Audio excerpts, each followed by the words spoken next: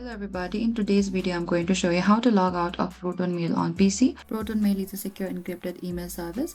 It keeps your emails private with end-to-end encryption, protects against tracking and offers features like two-factor authentication and self-destructing messages. Logging out of Proton Mail is important for the account security, especially if you are on a shared or public computer. Proton Mails keep your email private, but you should always log out to prevent unauthorized access. So first open any of the web browser that you prefer, and in the top there's an address bar. Type down proton.me and enter it, and make sure you get into this interface of a Proton official dashboard.